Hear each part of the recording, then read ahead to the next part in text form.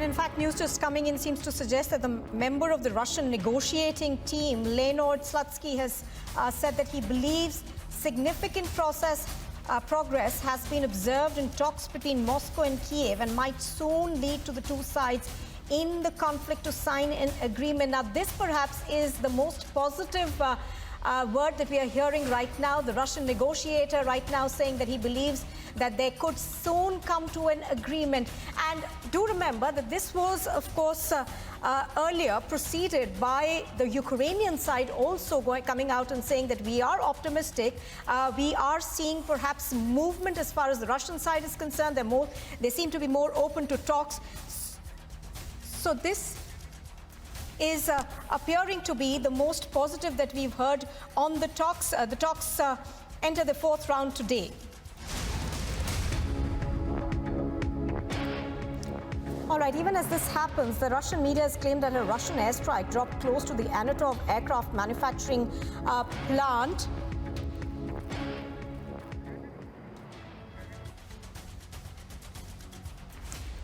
All right, so this is the Anatov aircraft plant in Kiev that has been shelled by the Russian forces. I think Piyush is joining us right now. Piyush, there are a lot of things that are happening. The assault, of course, has now entered day 19. But apart from that, we are receiving a lot of positive news from both sides, Ukraine as well as Russia.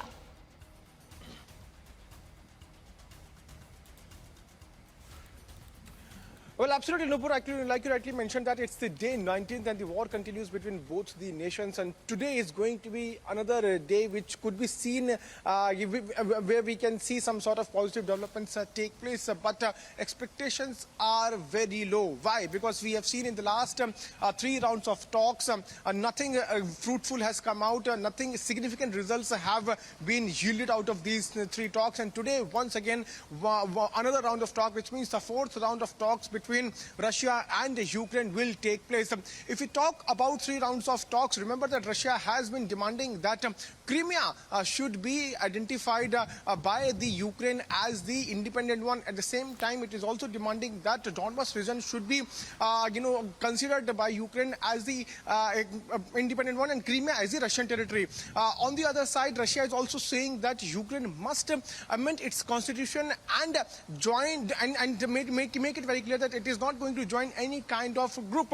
So these are the demands on which Russia has been pressing that Ukraine should accept, and then only it will consider of stopping its attack on Ukraine. Today, once again, the talks will take place. We are in Belarus, and remember that Belarus has played a very important role as far as these talks are concerned. 3 rounds of talks have taken place. Belarus itself, where Belarus has been saying that it is very much of the view of negotiating between both the nations, but instead no result has come out as far as these talks are concerned.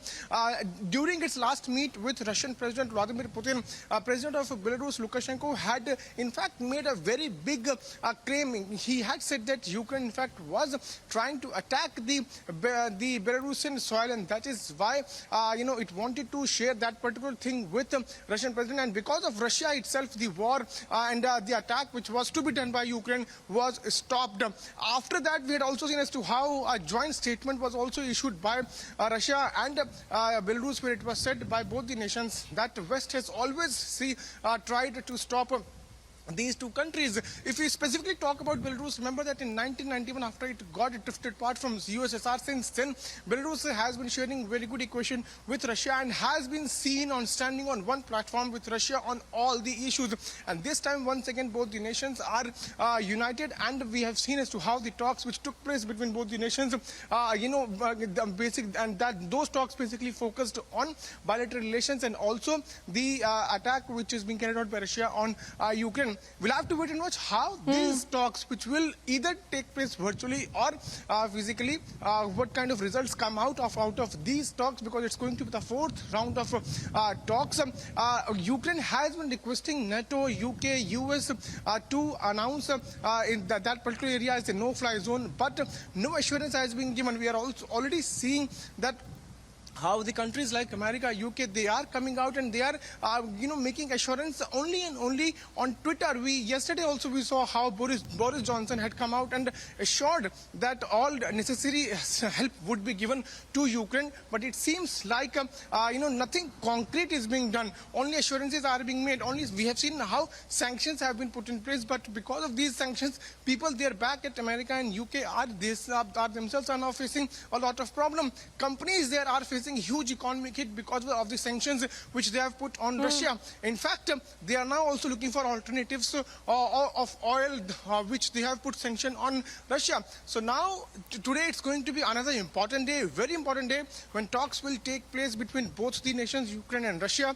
We'll have to wait and watch what kind of result will come out of this. And these talks, basically, Nupur, are taking place on the day when, yesterday itself, we saw how Russia had attacked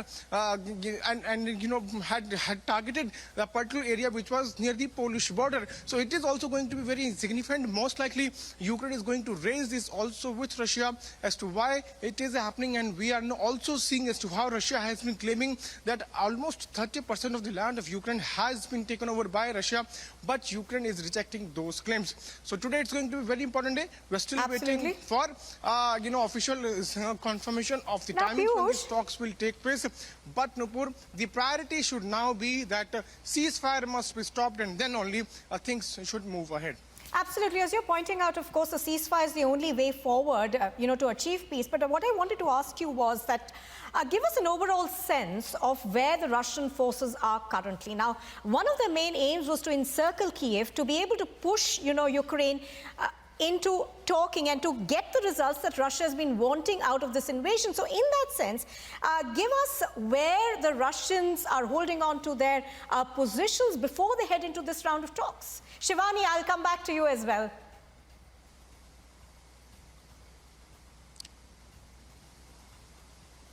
Well, Nupur, right now what we are now learning is that what Russia is claiming that it is very much near to Kyiv. And yesterday we also saw as to how shelling took place in Kharkiv also, the another important city of Ukraine. So they are saying that they are almost near the Kharkiv as well as Kyiv, and have almost encircled the area connecting, the roads connecting with the Kyiv. But on the other side, Ukrainian forces are also putting up their best fight, and they are not letting Russian troops to enter inside the territory of Kyiv, because we have also seen those pictures where anti-tank missiles have been placed on roads, and these Russian troops are now being stopped. So this, at one side, Russia claims that it has taken over 30% area of Ukraine. On the other side, Ukraine is rejecting these claims. Today, like we are telling to our viewers, that fourth round of talks will take place.